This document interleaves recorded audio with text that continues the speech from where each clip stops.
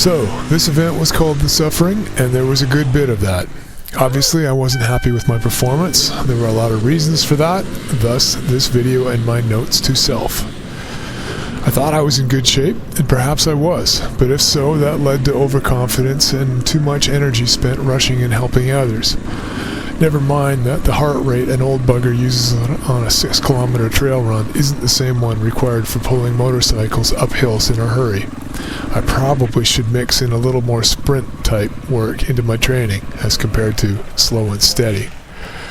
I totally messed up by having way too much air in the tires.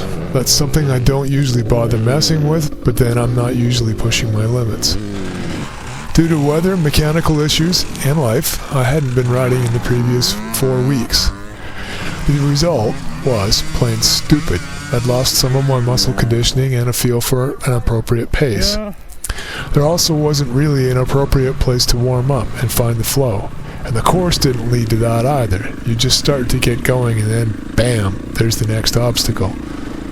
Looking back, it's obvious my mindset didn't match Rob and Chris's. I was far deeper into race mode than either of them. That's not much of a surprise. I had gotten myself pretty psyched up for the Whiskey Creek Brapline event, and then I couldn't ride due to a mechanical problem.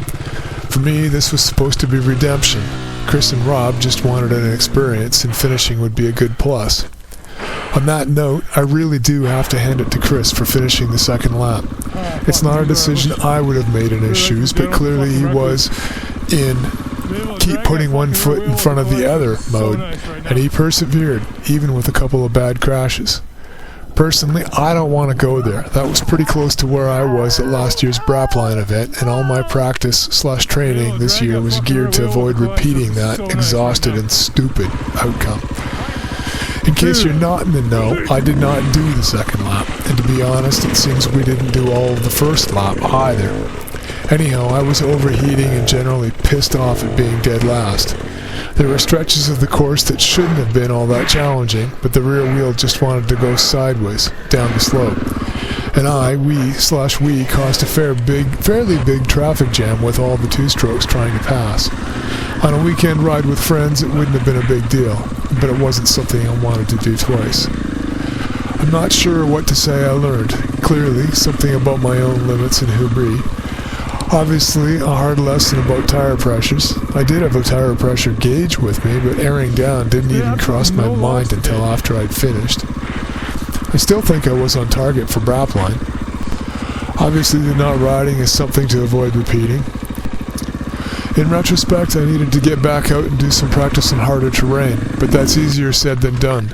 Pushing your limits isn't easily done solo, and I had passed up other opportunities in order to work on endurance. To be honest, I've just plain been wimping out and avoiding rides where I expect to be the weak rider. My brain is screaming something about being old and getting hurt, but 3 months working on the pool didn't provide much opportunity either. Looking at the video, the bike looks big, slow, and heavy. I did have way more gas on board than needed.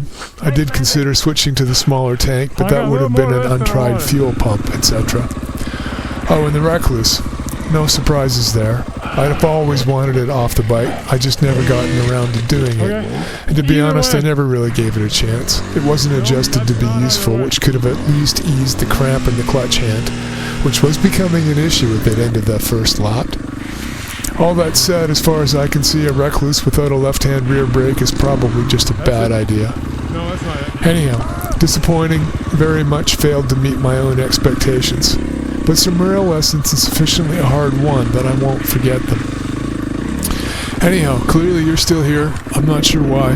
This really was meant to be notes for myself. It does sort of fit as a follow-up to last year's Brapline video, but nowhere near as interesting. And as usual, other guys have done videos on it already. Anyhow, thanks for watching.